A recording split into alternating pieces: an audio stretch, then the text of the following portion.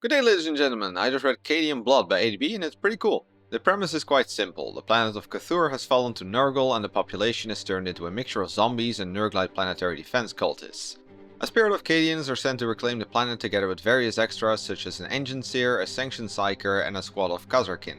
Things however soon take a turn for the worse as it turns out that the Imperials really have bitten off more than they can chew. The biggest highlight of the novel for me was the amount of insight it gives into the functioning of the Imperial Guard. There are a lot of different units in this book, ranging from normal Cadians to a Commissar to Space Marines to the Khazarkin elite force. All of them have to work together, but the relationships are often pretty strained, and these frictions are explored quite a lot in this book. For an example, the leader of the Space Marine squad has an equal rank to the Imperial Guard leader, which works about as well as you'd expect. Basically, neither has the power to command the other, and thus both groups might end up applying vastly different strategies. Or what about the sanctioned psyker? Sure, he can come in handy and provides quite some power to the army, but he also forms an immense risk as he is frequently exposed to the warp and all its dangers. This of course puts him in a very awkward position with the Commissar, who will shoot him at the slightest sign of, well, anything really.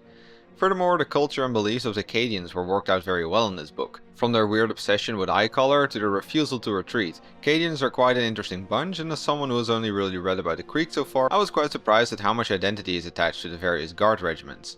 One thing that wasn't worked out so well, however, was the power dynamics between the humans, the Astartes and the traitor Astartes.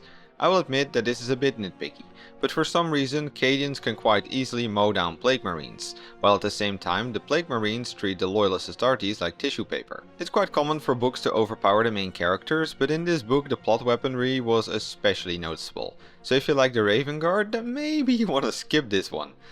But the biggest downside of the book is a weird decision to spoiler the entire plot in the middle of the book. Yeah, you heard that right. In the middle of the book, a named character shows up. So sure, we can already guess how that will end because characters with tabletop models don't die. But the book solidifies this even further by literally stopping the story and telling you the ending. No joke. In the middle of the book, there are a couple of mission reports that just tell what happens next. I didn't feel like this ruins the book or something, but I do find it a very weird writing decision. As a side note, I would also like to point out that a lot of the tropes that ADB reuses in most of his books are absent here. So if you're like me, you've read most of his books, then this is a nice change of pace. And finally, I can't end the review with pointing out the classic ADB writing style. The characters are pretty fun, there are some epic movie-like scenes and there's plenty of humor. Sure, this is no Voidstalker, but it still very much feels like an ADB novel, which is a good thing. All in all, I'm giving this one 4 to 5 cannon fodder Marines. Cadian Blood is an entertaining Imperial Guard novel that takes a closer look at both the Cadians and the Guard as a whole. There are some weird writing decisions here and there, but still the novel remains captivating from start to finish. So if you like the Guard, I definitely recommend it, but otherwise, I would first check out some of the other works of ADB, such as the Night Lord's trilogy or Spear of the Emperor. If you like this video, please consider subscribing and click ringing the bell to appease the Great Horned Rat. For more lore content, please check my main channel and leave any book recommendations in the comments down below. I gotta get back to reading the next book.